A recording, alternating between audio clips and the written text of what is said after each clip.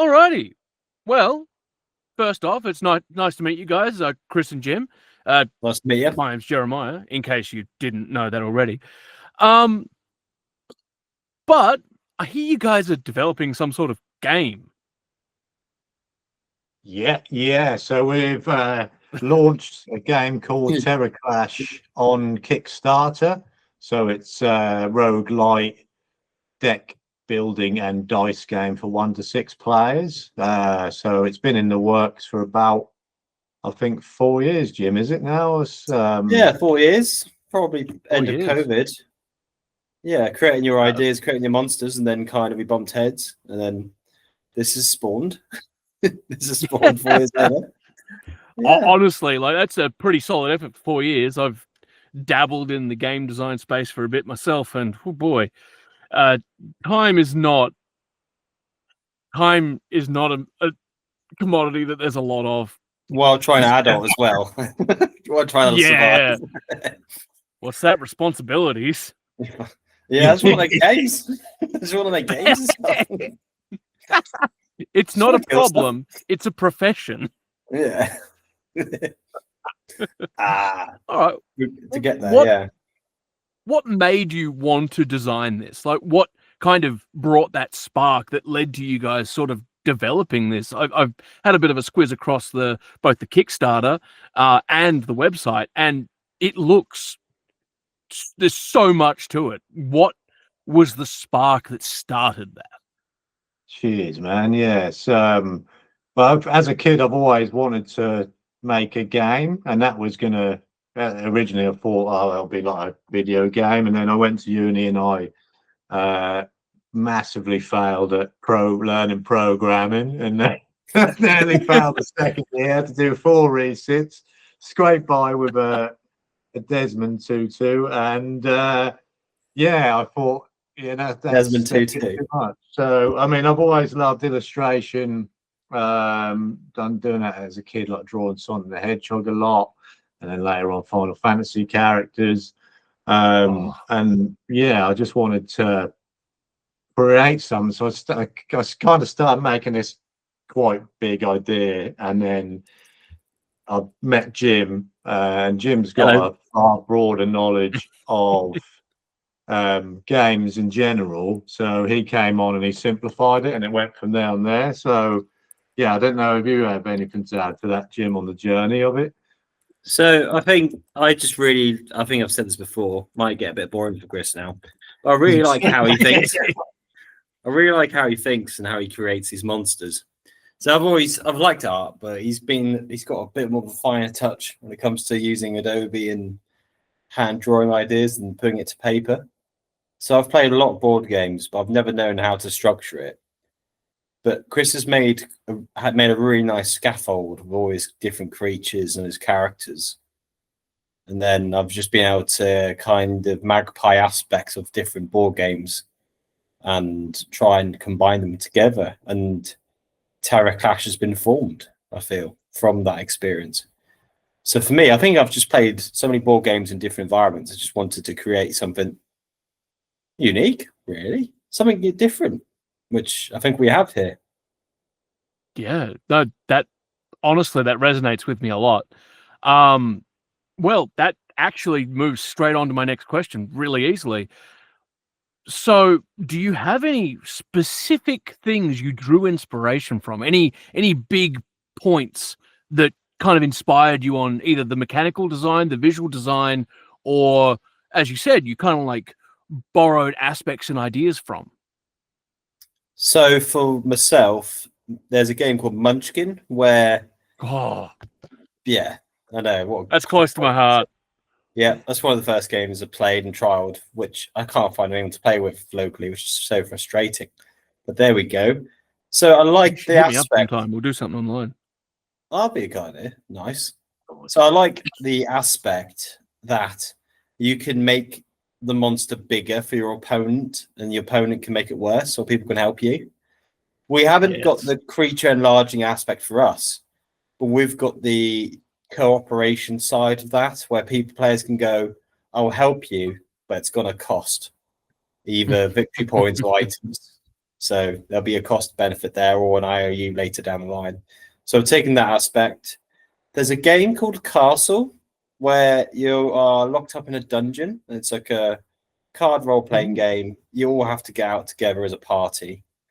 And from that, I feel we took the strong artwork appeal from there, which I really appreciate. There's a game called Betrayal in the House on the Hill. Yes. Which, from our previous podcast, they mentioned there's now a Scooby-Doo version. Scooby-Doo version, Baldur's Gate version. It's everywhere, and they're all good. That's it. So we've taken the environment enriching aspect where the environment changes every single time. And then we've also taken the dice, which only go up to 2 for wounding damage. Because we had the idea that some of the games we've played, the numbers can get astronomical. Like, what kind of damage can you get in D&D? Like 600 damage? Oh boy, You know what I mean? It's Maths? yeah. You go from different editions. You're hitting triple digits, quadruple digits. It's just absurd. That's it. Like for us, the maximum damage so far until we consider expansions potentially is 20. So the maths is quicker. We just thought maths should be. You shouldn't have to spend 2 minutes on a calculator trying to work out how much damage you've done. It should just be that's quite nice and easy to access. Then we can keep the game rolling and flowing. Yeah, I know a lot of people that'll appreciate that. Don't need a calculus degree to work out what you want to do during your turn. Yeah, like my day job's a teacher, so I was working. I brought my game into school and I've started game testing with the younger people at work.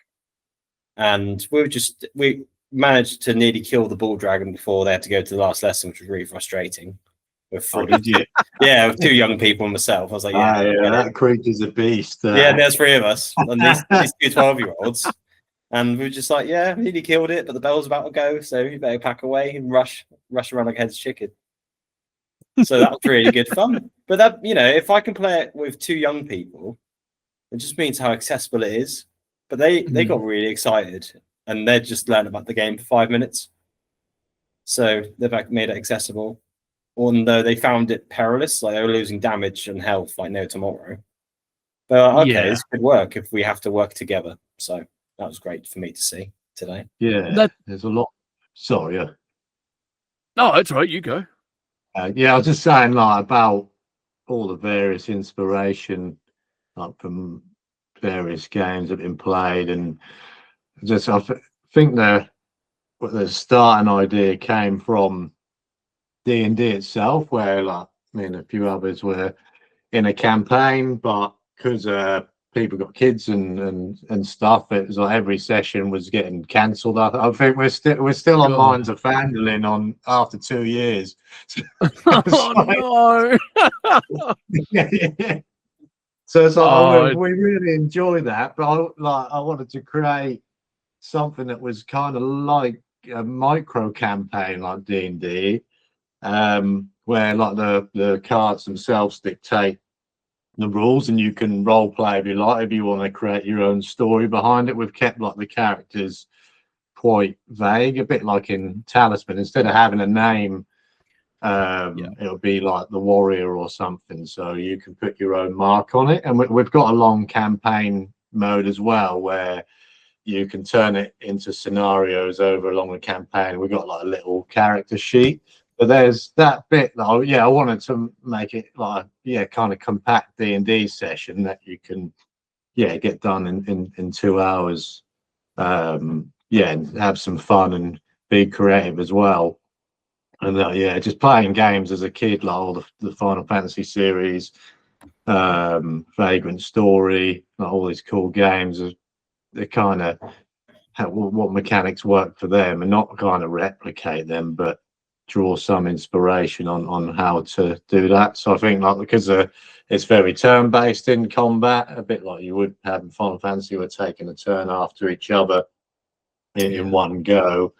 I think it's also got some nods to some fantasy tropes as well in there. So I think to build on Chris's point as well, when it comes to players fighting the creatures, the other players are playing as those creatures during combat as well. So we are trying to reduce that time where players might be going on their phones and just getting lost and losing touch with what's actually going on. So if there's two creatures, you could be having two players play creatures while also trying to manage their characters if they're assisting. Or if there's two players fighting, there could be two other players using the creatures as their playable characters. Yeah, okay. So it kind of it being accessible is always a bonus. The amount of people that look at get some games and you've got to read a novel to be able to actually know how to play, and even then you check the book every 3 minutes to confirm specific rules, clashes, and things like that. Well, I tried to play Dark Souls Tomb of the Giants the other day, and I think we spent 2 hours of our game session. We didn't even play the game; we just read the book. We didn't even get to play. It's just like killer. We wanted to play a game, but we never got to. We looked at the models like this is so cool, but we don't understand what's going on. So we can't play it. Yeah, cool. Frustrating. And it's like one of those things where there are so many games these days that take 6-7 hours to play through. It's nice to have something that you can pick up and play and finish in an afternoon. Like, not everyone has that drive to sit down, learn a game that's going to take 6 hours and then play through it.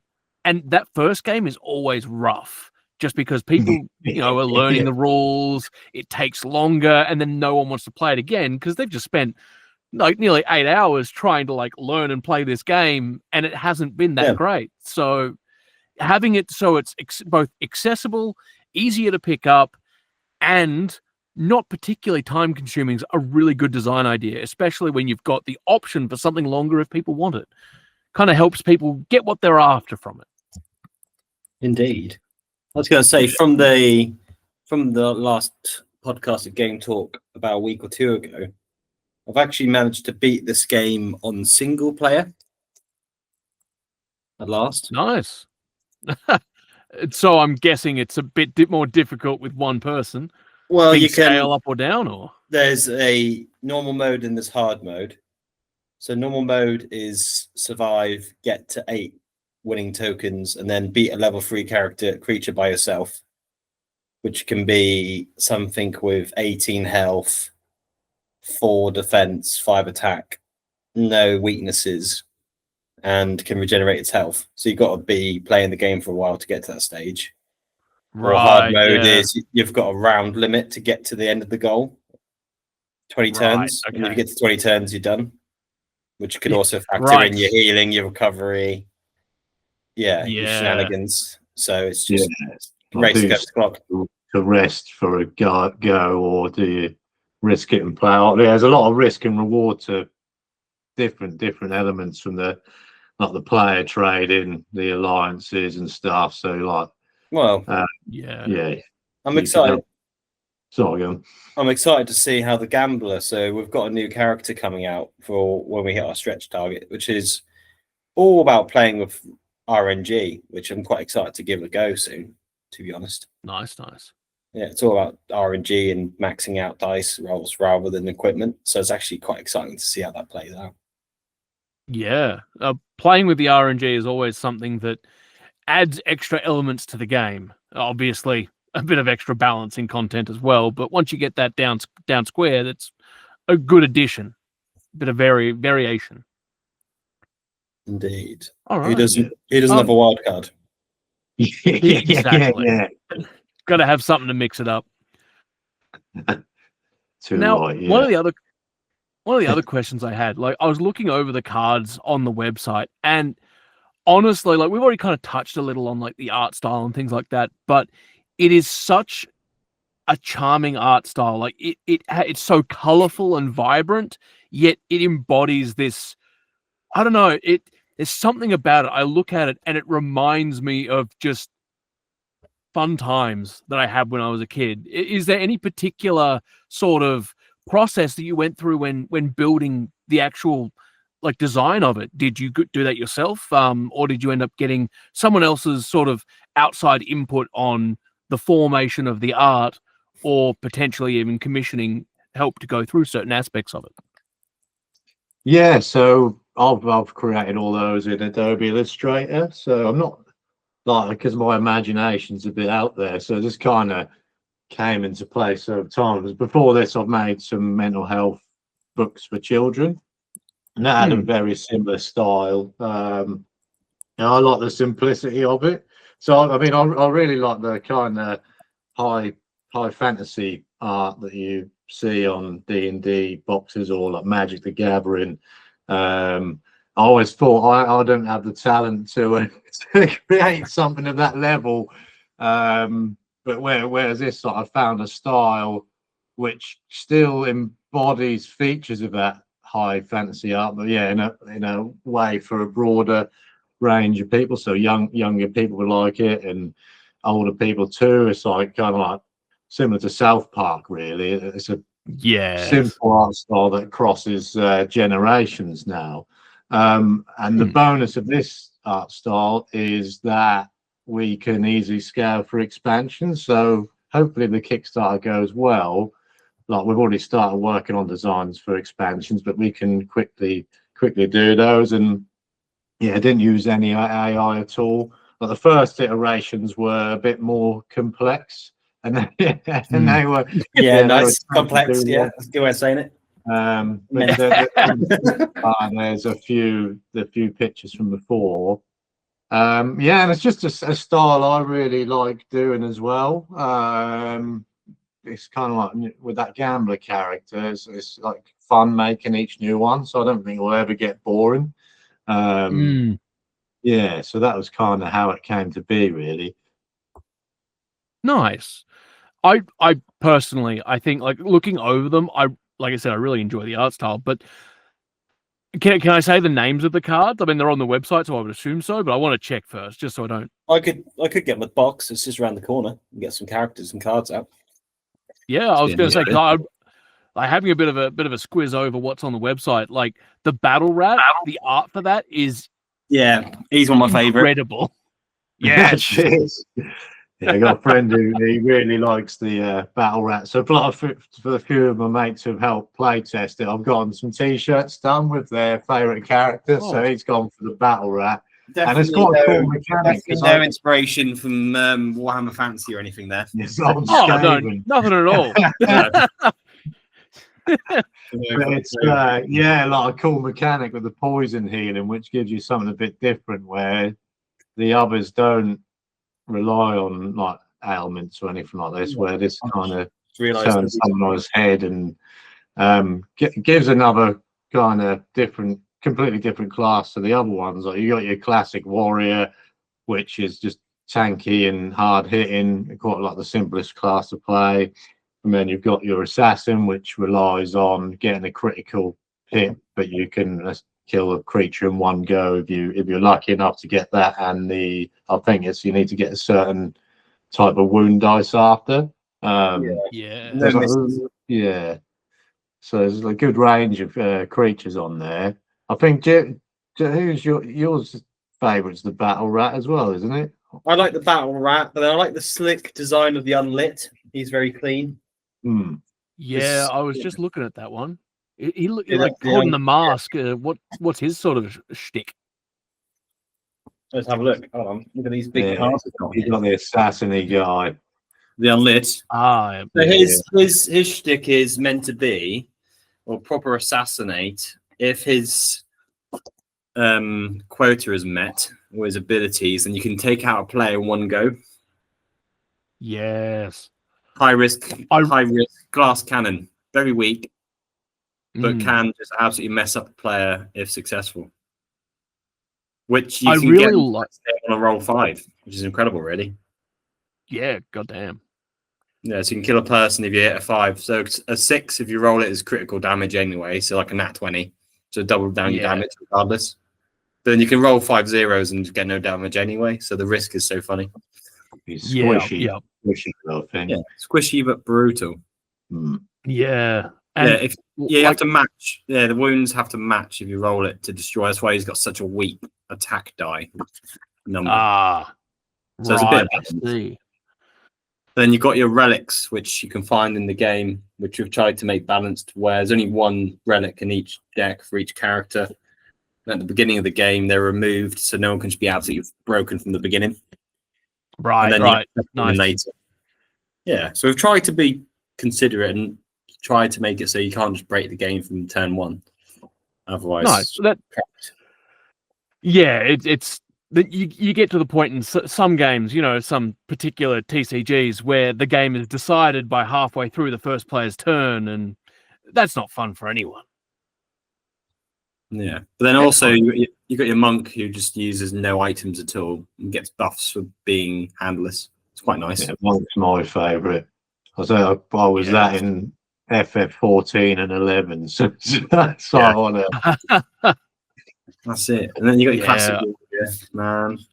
I will need to use the demon more. I'm just such a physical player of this game. I need to expand and play with the more magic users, like the demon and the druid.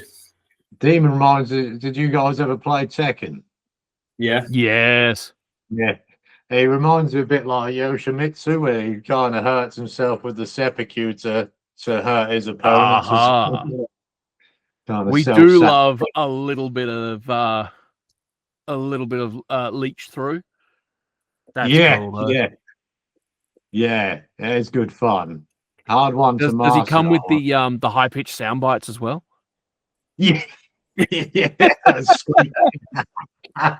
We'll add that in as a stretch goal. Right. I'll be all up for that one. A soundboard on top, yeah. Yeah. Download the app. Oh, jeez. All right. Oh, geez. Sound like Mr. Garrison from South Park.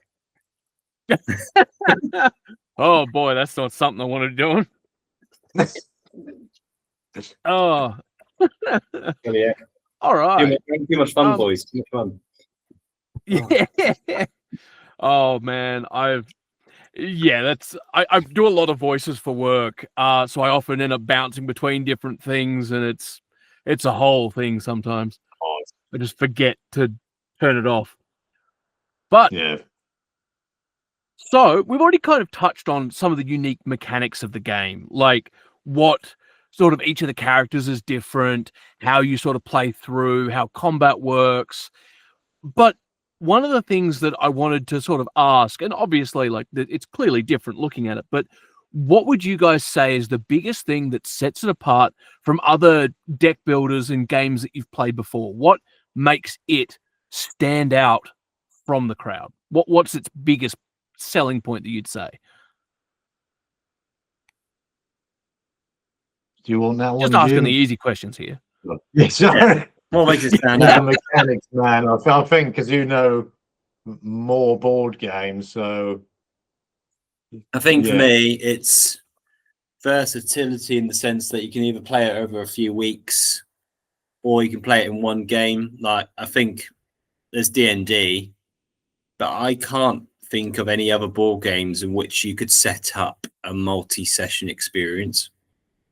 I'm really struggling to think of any that I could go, right, we're going to play the same game for 2 weeks and then resolve it later. Honestly, can't think of any.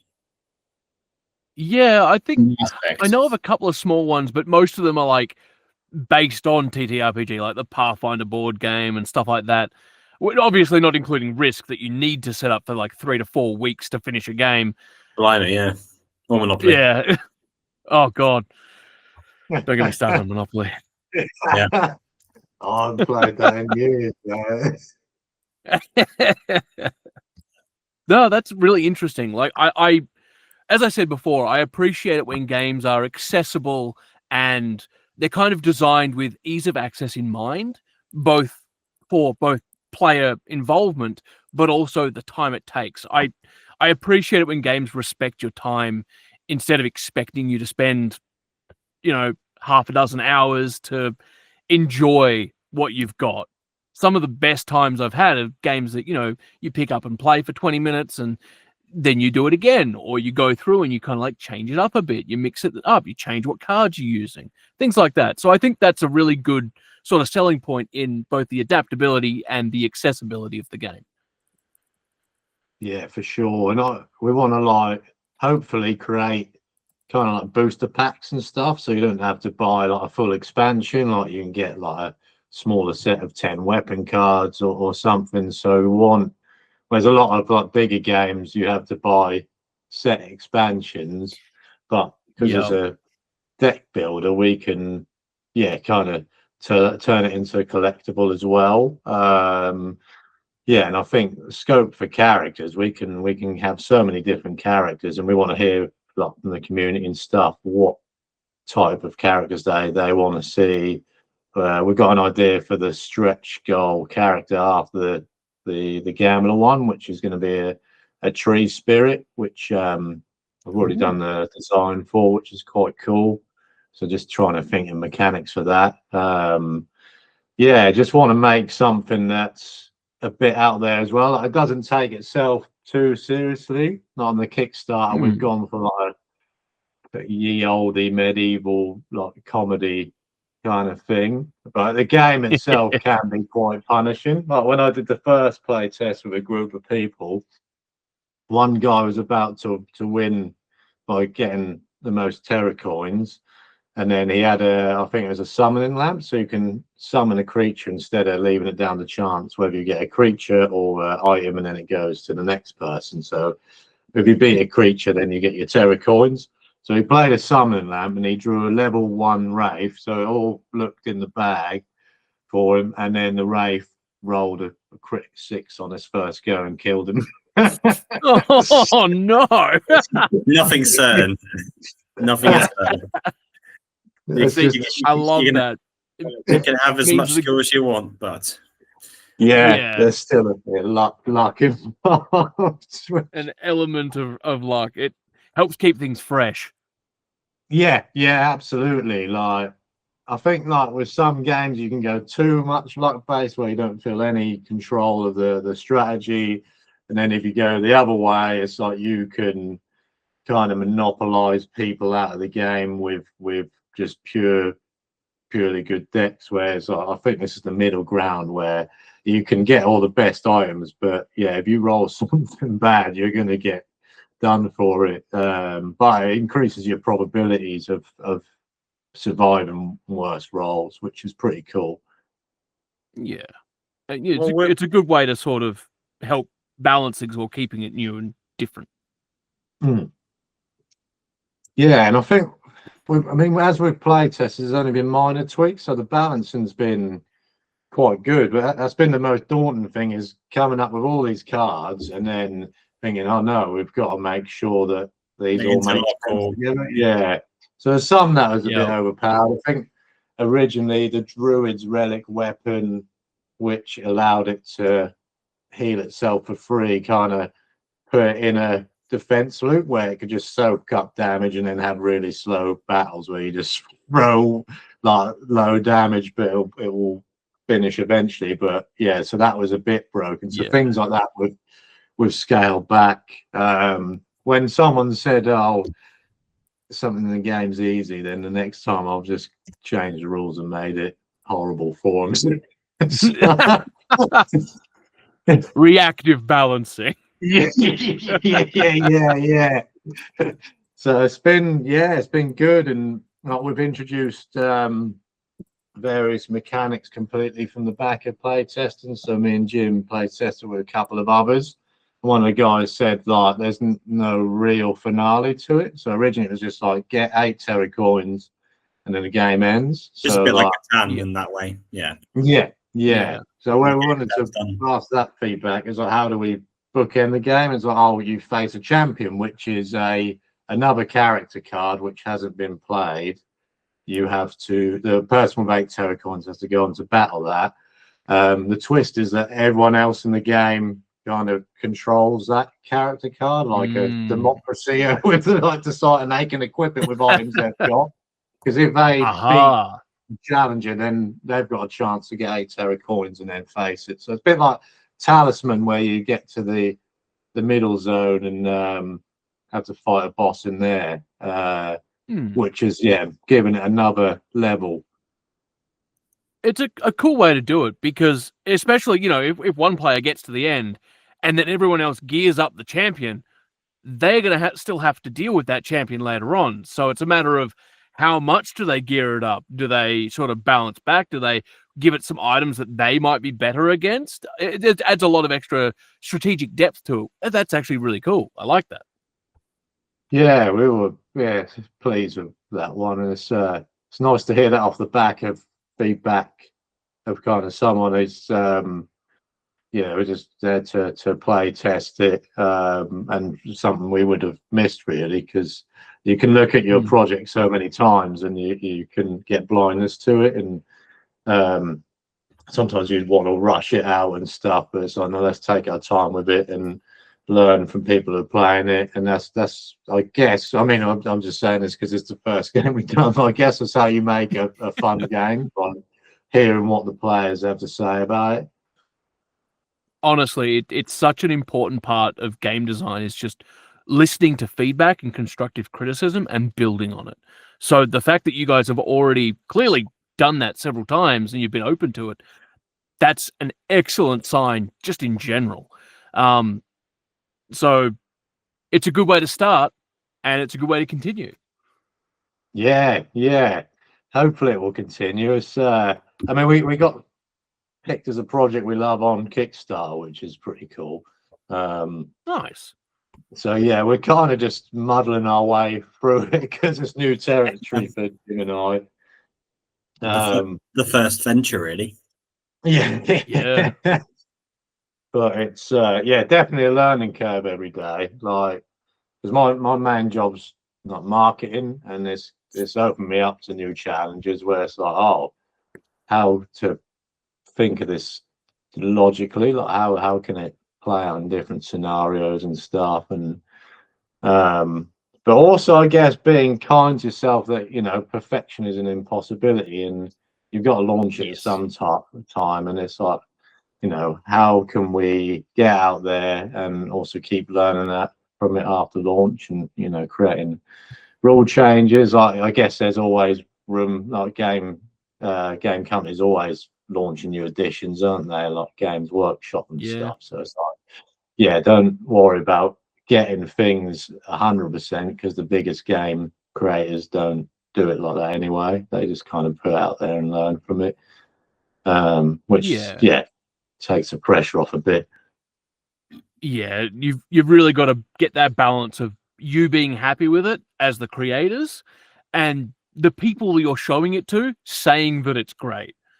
And there's a level where you will always notice small things here and there, but honestly, the fact that you're going through Kickstarter now and you're getting it out there, showing people what it is, and you've already done, it sounds like you've done like years of extensive testing, development, and thought, which goes a long way to these sorts of things. So I definitely think it's the right time with what I've seen and with what you guys have told me and what we're talking about now. This thing is, it's a passion project that you're both clearly very passionate about, which is, quite frankly, says a lot just on its own. But with everything else that we're talking about so far, quite frankly, it's a good sign of things to come. Nice, thank you. Yes, Jeremiah. that's exciting for sure. Alrighty. Well, we've actually managed to touch on a bunch of the questions I already had. So instead of going back and rehashing some of the topics we've already spoken about, one of the things that I did want to sort of go back to and revisit a little bit is you mentioned your plans for after this game. Like once the Kickstarter's done, you're looking at potentially having like booster packs, maybe expansions, if that's what people want. As far as those things go, obviously with what you've made it almost inherently easy to add content to as you go. When you say that you'd be happy to sort of like support looking forwards, obviously everyone who invests in the Kickstarter is going to be able to sort of look at all these new things as well.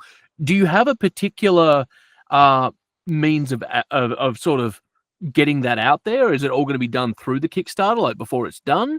Or are you going to look at like finishing the Kickstarter and then potentially, once support comes up, posting more things, or going like creating an online store? Or are you going to be looking at potentially seeing if other stores want to stock it and go from there? So what we've been drip feeding so far, we've been going into individual dice shops.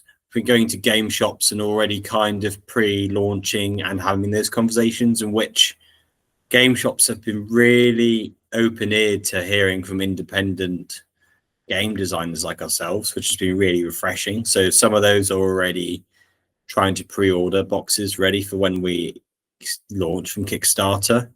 We have our gaming website, TerraClash.co.uk, which is already launched and running. So we're going to be releasing ideas from there and selling the game from that platform. We have our Instagram, which will be constantly uploading ideas and updates from. We have our Facebook as well. We have our YouTube, which, for example, this podcast will go on. We explore a little bit with TikTok, but I think we're predominantly stronger when it comes to YouTube and Facebook and Instagram. They seem to be our main modes for talking to people. So I feel we're already starting to build a nice, strong foundation to how we talk to our fans on top of our emailing list as well. Excellent. And as far as the other social medias like Instagram and all that, where can people find you? Just, I'm assuming, obviously, probably in the description for this video. But is there any other places, like on the website? I'm assuming you've got like details there, contact details, things like that. Yeah, our TerraClash. So Instagram is TerraClash. Website TerraClash.co.uk. Just to reiterate, Facebook is TerraClash now as well. It's all TerraClash linked. All the hyperlinks are there. We're also trademarked, so there shouldn't be any confusion with trying to access our portals or websites or to try and find the game itself. So that's been quite a priority, making sure, we keep it to the right people. Excellent. Yeah. And you've clearly already got those memorized, so you've been working a lot with it already. Yeah. Trying to make sure all links and easy just to access, really, because we don't want it to be complicated at all. Make it easy for everyone. Accessible's been the key, I feel, for this game. Accessibility. Yeah. Sounds like a good theme in general, honestly. Yeah. It's like the gateway to getting people who haven't gamed before onto stuff like Dungeons and Dragons, and hopefully like the stepping stone into that. Because I think since COVID, gaming, or like tabletop gaming's been on the rise, I believe. So it'd be good to get more people involved in that. I think it's a really good social activity for like mental health and confidence and things like that. And I think it teaches you interaction skills, social skills for young people, which is so needed, from what I've seen and witnessed. Maths as well. I was never too good at that.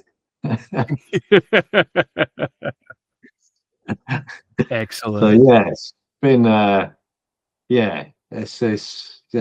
think it's a good opportunity for people to try that fantasy genre, but they might be put off by like bigger games. Because I think it's got quite a few elements that micro doses those elements for people at entry level, but it's also got all those layers for the kind of expert tacticians who want to stitch their mates up playing TerraClash just to go on to beat the champion. Yeah, so reasonably low sort of entry point, but a high skill ceiling. So you've got a lot of variation for people that enjoy the different aspects of the game.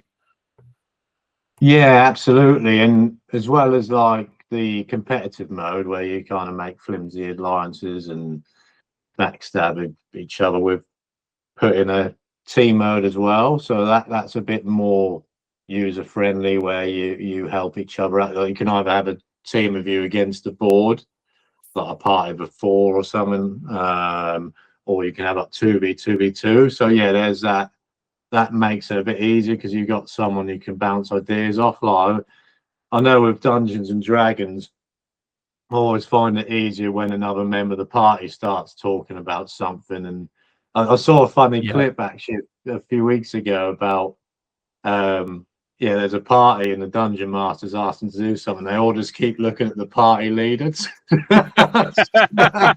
Oh, I relate to that so much. Yup. And then, no idea. What are we doing? So yeah, I it's feel like that's just, something we can all relate to an extent. yeah. Oh It must boy. be stressful at times being Dungeon Master and just trying to get answers out of people. Oh look, I love it. Sometimes I have to make sure that there are obvious steps ahead, so some people will sort of engage with that. But it's a lot of fun, and it's sometimes people just need that little bit of a push, whether that be someone else saying something or me saying something. Yeah. I guess different players approach things at different. I mean, I think, yeah, in the Fandolin campaign where we're still stuck on it for 20 years, I think I was the cleric dwarf, but I was like, I always wanted the story to progress quicker. So when the team were talking about how tall the grass is and stuff, and I think there's a situation in there where a goblin takes someone hostage or prisoner hostage, I think. Yeah. And they're all discussing how to tackle the goblin, and I just go, "Oh, I throw my axe at it." So with the hostage, and then somehow I rolled it. I usually roll really badly, but in that instance, it was a 20, and it was like, yeah, I was like, yes. But then I don't really put myself out there for ages. Like it's after they've all kind of taught. It's like, okay, I want to get to see what happens now. Yeah, really kind of creating moments like that and things that we remember later on. Yeah. Like, yeah, you get a lot of good memories from playing that. Like just the sense of adventure, really. Yeah, and I think it's always good to have a dungeon master to keep the narrative flowing and stuff, and yeah, doing all the cool voices and stuff. Yeah, it brings it to life. Yeah, which is quite nice. Well, in a way, you guys are basically doing that for everyone who's going to be playing this game. So that's a pretty big achievement in and of itself. Cool, thank you. Yeah, proud. It's like, I don't know about you, but yeah, get imposter syndrome, and I'm like, oh Yeah, we've actually made something that could work. Yeah. I never take it stock. Like the amount of work that Jim and I put into it. Like I mean, like with everyone with meetings, chats, play testing, driving around the country to catch up. Good lord. Yeah. I mean, look, imposter syndrome is everyone deals with that. But looking at what you've got here, it shows the amount of time, effort, and just love that you put into this game. I have no doubt in my mind that when eventually I get my copy from backing the Kickstarter, that I'm going to enjoy every part of this. Like this, it looks great. Quite frankly, it looks like it's going to be a lot of fun. And I've got a bunch of friends, so I reckon we'll get a good play out of it. Keep an eye out for any future content you guys make. Nice. Really appreciate that. Perfect. Well, thanks. No worries at all. Like, it's not every day that you get to talk to the minds behind something like this. So there you go. Keen to have another chat again. We'll have a check-in because I know it's been good. Good meeting. With Game Talk, we said we'd have a check-in after a few weeks, see how we're getting on. So it'd be quite cool. We could do that. Yeah. Sounds good. Well, maybe. But before we do get going, I have a couple of small off-topic questions. Before you mentioned Final Fantasy was a big inspiration, but the most important question here is which Final Fantasy is your favorite? I'm not going to be judging you at all. Yeah. Well, this is definitely a Chris question because I can't even say I've never actually played Final Fantasy before. I've got Final Fantasy 7 linked up with my PlayStation ready to go though. Oh, the reason. My friends told me it's the end of a story, so not I shouldn't probably start on it, or it's like a Yeah, well, probably continuation. starting with remake is fine. Going to reunion or going to basically start with the remake and go through, or start with the classic and then go through. The OG It'll- is my favourite, and I've enjoyed remake and but I know it's kind of like Marmite, isn't it? Where with the You like whole it, love it. argument of creative license, so I'm just saying I'm treating them as completely separate games. Like, you know, the OG was a lot more dark and gritty, which is kind of the style I like Batman's and stuff like that. I do prefer The OG that Batman, style. so good. But I think in the new one, I really like the combat system and the music and the graphic. Like, it could be a bit cheesy at times, but you can't beat the OG. Well, which one's your favorite, would you say? Oh god, I would have to go for 9. 9 was the first one I played when I actually understood it. I played 7. My dad made a copy of his save file for me when I was like 7 years old. Didn't understand what I was doing, but I enjoyed it. And then when 9 came out and we got it, that was the first time I actually played and understood what I was doing. So I think that 9 holds is a special place in my heart. Yeah, it's the highest rated Metacritic Final Fantasy 9, I think. Oh, possibly. I don't really pay much attention to Metacritic. It makes me sad sometimes. Yeah. I guess it's because with FF9, it's the one I see is the most truest to the SNES ones, like how you you got four in your party, which was like kind of classic SNES, and just how you level up your characters with equipment and the style and stuff, and the music. FF9's an incredible game. I'd say that's my second favorite on the PlayStation. At the minute, I'm playing FF Tactics, the remaster. Oh, it looks so good. I'll recommend it. I struggled to get anywhere on the original one, so I'm nearing the end now, which I'm quite happy about. So yeah, Nice. I love. Did you ever play Vagrant Story? A little bit, yeah. I was a lot younger, but I definitely played a little bit of it. Yeah, that game's awesome. I can't complete it because of ends. My brother's been able to. But it's because that's in the same universe as Tactics and FF12. Oh, no linkage, but so which is quite cool because I think it's the team who made FF Tactics made Vagrant Story because they said, "Are you guys within the limited capacity?" I think that was on the PlayStation 1. You're really creative with the boundaries you had, so that translated over the Vagrant Story. Like, how can they get the most out? Because I think Vagrant Story is one of the last games on the PlayStation 1, and they came up with this really cool graphic style and nothing else you see on PS1. But if you ever get a chance to get back into Vagrant Story, I recommend that. It's awesome. I'll definitely have to check it out sometime. Nice. Well, other question. What is your favorite tabletop role-playing game, board game, or card game? Wow. Tabletop. Not including your own game, of course. Well, it just wouldn't be fair competition. I'm trying to think. Well, I've been playing Magic the Gathering as a card-playing game for a while. Playing Commander a lot. Nice. Well, we've been a boil of Commander recently. The pod's not really played. I think everyone's starting to adult too much. So it's really hard to organise a session. Damn adults. Yeah, but I think Catan's got to be up there for my favourite board games. Just everyone enjoys it so easily. And you just get out and play, and everyone's very excited to see it out. So that's got to be up there. We love a good game of Catan. Yeah, it's just so easy. I'll never play. I need to give it a go. Talisman for me is my favourite. Yeah. It's hard to go past the classics. Yeah. What would you say your favourite is in? Oh, it's a hard toss-up for board games between probably Catan and Evolution.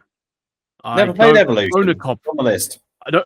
I don't own a copy of it. One of my friends did, and then he moved to Canada and he took it with him, and I haven't played it since, and I'm really, really upset. So I probably need to go out and just buy a copy myself, to be honest. Treat yourself. Such It's an Friday. interesting game, though. There Well, you go. technically, it's Saturday for me. Oh yeah, 5 a.m. Yeah. Oh yeah, yeah, yeah. Yeah, you're 12 hours ahead. You're not far. I'm from the future. He's a time lord. That sassy Sasquatch in a dimensional ball. Sassy, mate. Oh. Oh boy. Have All you watched right. Big Les? Sorry? Have you watched the Big Les show before? I My yes. doubles. I definitely watched it when I was the appropriate age to watch it. Definitely, 100%. I know. I don't mean it's appropriate. that was an Stop era. watching it, to be honest. Keep watching it, to be fair. Yeah, it's, I just think the creative style of it's incredible. So unique. Doing it in paint as well. It's like, It's just, I know I shouldn't, but I'm so excited when I hear kids go, "I was at a Big Les reference." I'm like, no, it's not. But it's like, no matter going, yeah, people are still watching it, it's still going on. Oh, look, it's got its audience. I don't think they'll be going anywhere anytime soon. No, it's good. We can stay. It's gold. Absolute gold. Yeah, it's gold.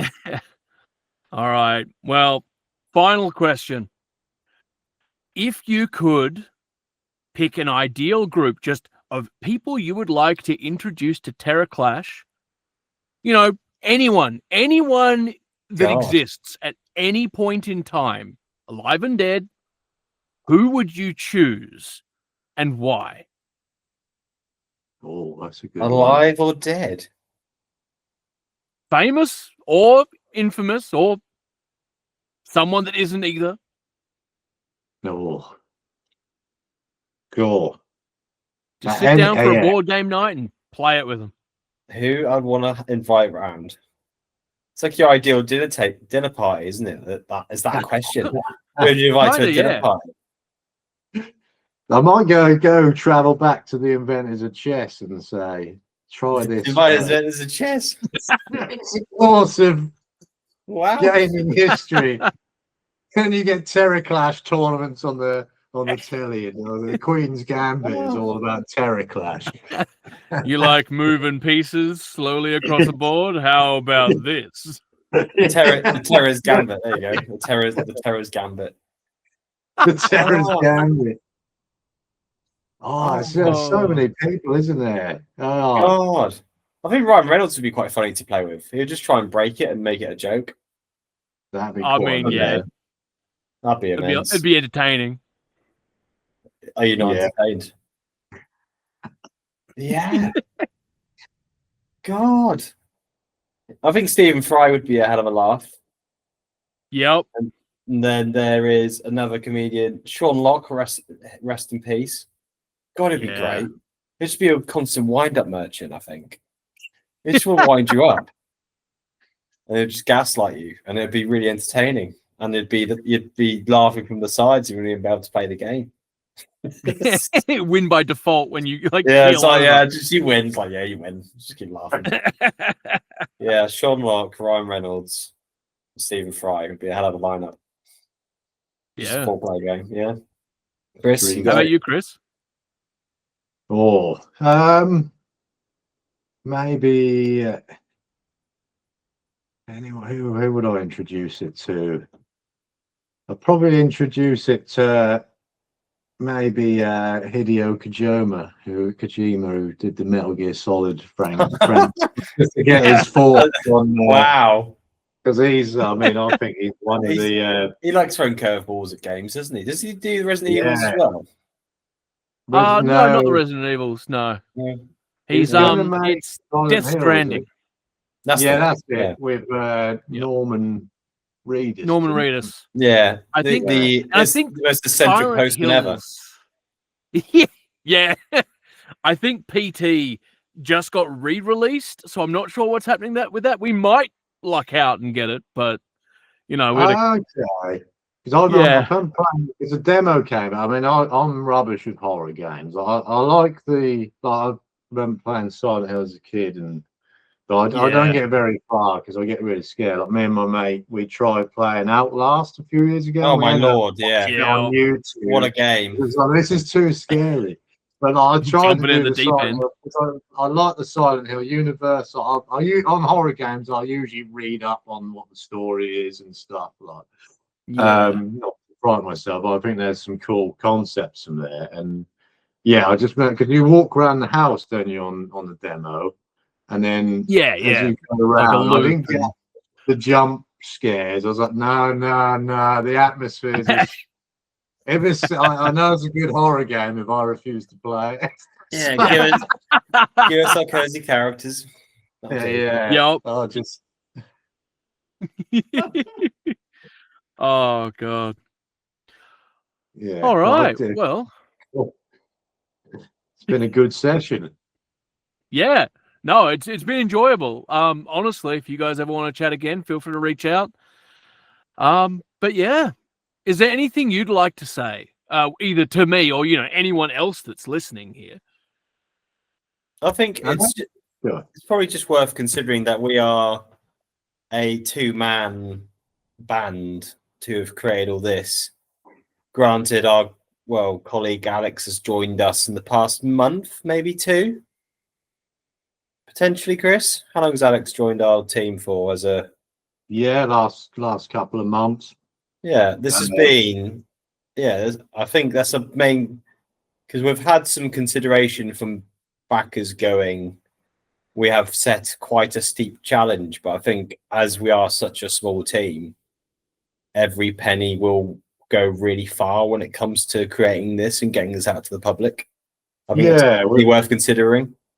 We've for us. basically set the goal to allow us to do a print run of 500. So then that can get our foot in the door with the game shops and selling direct as well. And also creating prototypes for reviewers and things like that. So yeah, it is quite a big target, but I mean, if we fail this time, we can always relaunch. So, we know things can get time to get it right. I think for what's happened so far, we're really hopeful at the minute. Yeah. I mean, we're heading on track for 2,000 for Christmas Day. I think we're on 1,300 as of today. So yeah, just kind of. Yeah. Sorry, No, you're good. I was just going to say, yeah, it's sitting at, I think, 2,700 AUD. So I'm not sure what that translates to in the big money, but £1,300, 1,400, gosh. which is 6 days we've been launched for. yeah, it's just week and a day. Of, 7 days. But then we've heard from the guys over at Game Talk that there can be a lot of frantic pledging towards the end of it in the last 2 days, which is kind of nerve-wracking. So yeah, I have to keep ticking along and see. we'll see what happens. We just chip away what we can. But yeah, I mean, we're just appreciative of people like yourself having a chat with us and stuff. And yeah, and if anyone wants to check out a game that, I mean, we think is quite different to what's out there on the market, the Kickstarter you can get to through TerraClash.co.uk. There should be a button on the top of the site to go onto the Kickstarter. And thanks to everyone for following and backing so far. We do believe that this is a game that a lot of people will enjoy. And really, when it comes to games, that's what matters. So thanks for joining me today. Thanks for everyone for listening, watching, and go and check out what these guys have done. It looks phenomenal. I know I will be.